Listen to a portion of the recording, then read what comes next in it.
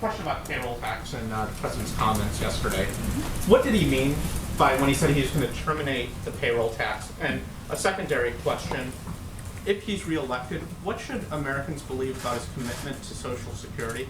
Yeah, he has unwavering commitment to Social Security, making sure that it is fully funded and that our seniors are taken care of. I've heard him express that privately and publicly a myriad of times. What he was meaning yesterday is that he wants permanent forgiveness of the deferral. He's, of course, deferred the payroll tax to the end of the year, and he wants to make that a permanent forgiveness of the deferral come next year, because it's very important for specifically low and middle income Americans, since it's a regressive tax. In the long term, though, does he think that the payroll tax should go away?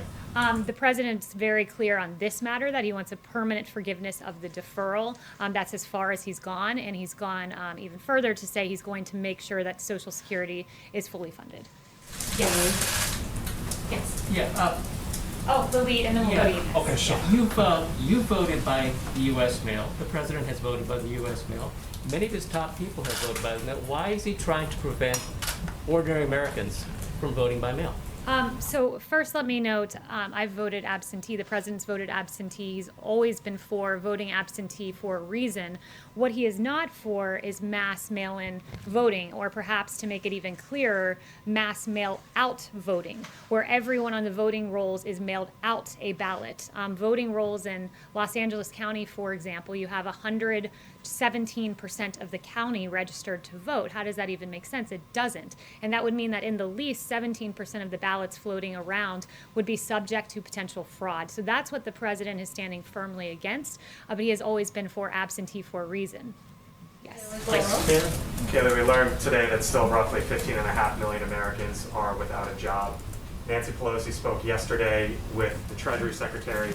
Seemingly there was no progress on that call for the 15.5 million Americans and millions others who could absolutely care less about the politics of it all.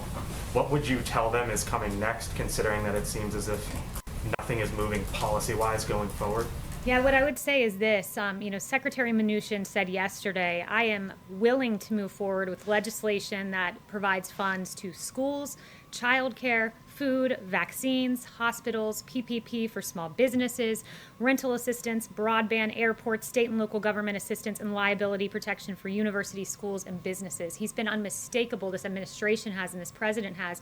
We're willing to move forward on that. What we're not willing to do is rubber stamp a behemoth $3.4 trillion deal that the Democrats put forward that was fundamentally unserious, that would have made ballot harvesting mainstream, that was a Democrat wish list.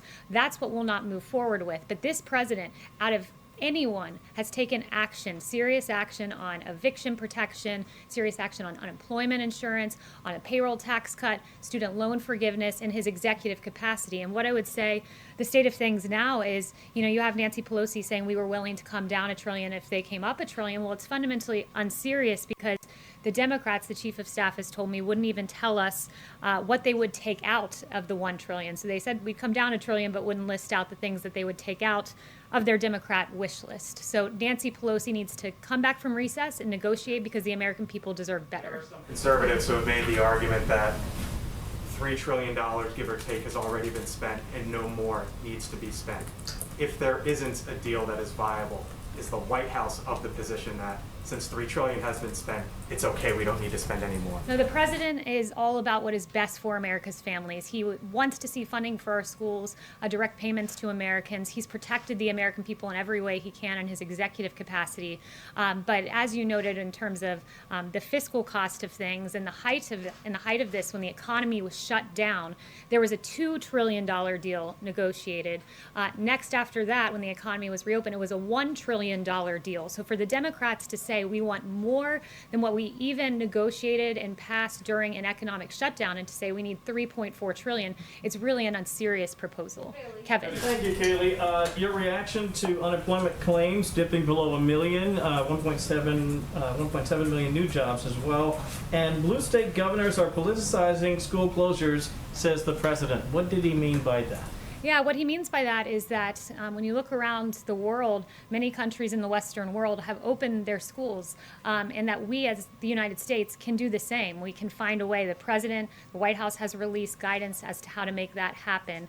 And he doesn't want a decision that is so important for our children to be politicized, because he believes it's in the public health interest of the child to be back in school. And I've listed out for you all the reasons for that previously. And what was your first question? You also Unemployment claims dipping below Yes. a million. How surprised are you that that's the figure and the direction we're going? I'm not surprised, because under this president, he was the great jobs president once, brought us the greatest economy in modern history once, and he'll do it again. And this is more evidence of that, to see unemployment claims dip below a million, coming on the backs of a July jobs report that exceeded expectations. And of course, the two blockbuster jobs reports before that. It goes in line with the manufacturing ISM good numbers that we saw, and many other metrics. This is the president who's already making sure we have an economic rebound that outpaces Europe and other countries as well. Steve. Has the president been briefed on the Russian coronavirus vaccine? Does he think it's a workable vaccine? The president has been briefed on that. He's also been briefed on our own vaccine progress. One thing to note, and I believe Dr. Fauci made this point, our vaccines go through rigorous phase 3 clinical trial where we have 30,000 individuals that we test to make sure it's perfectly healthy and moving forward. So that's the kind of standard we have for American vaccines, and it's important that we do that. But we do think that we'll have a vaccine by the end of the year, and the president, in advance of that, is manufacturing hundreds of millions of doses of these vaccines in anticipation of one being successful. Will the president's executive order on WeChat block Apple from distributing that app on their platform? And if so, what does the administration say about concerns that it could be kneecapping an American company and diminishing its competitiveness? So the only remarks I have for you today on TikTok and WeChat are this. The president, he signed those two executive orders exercising his authority under the International Emergency Economic Powers Act to address the threats posed by TikTok and WeChat. The administration is committed to protecting the American people from all cyber threats, and these apps collect significant amounts of private data on users, and such information can be accessed and used by the PRC. And TikTok has a documented history of censoring free speech to conform to CCP propaganda, and we take the data of Americans very seriously. One other thing I wanted to clear up is that Speaker Pelosi has been fundamentally unserious in these negotiations and engaging in blatant partisanship. One thing she said recently is that she needs $3.5 billion with a B for election funding. That is a fundamentally unserious ask for this reason. I talked to the Office of Management and Budget. They said states have been given over $1.2 billion in election assistance grants since fiscal year 2018, and we estimate that they've spent less than a sixth of that funding in these 3 years, and still have over $1 billion of those funds sitting around right now that have not been spent. So we encourage for Speaker Pelosi to follow in the footsteps of the suggestion of Congressman Ro Khanna of her own party, who said, I think Congress should be in session. I think it's absurd for Congress to be going on a break during a pandemic and a national crisis. I can tell you one person who hasn't been on a break. It's this president, providing relief for the American people. Thank you, and he'll be out here at 5:30. Thanks so much.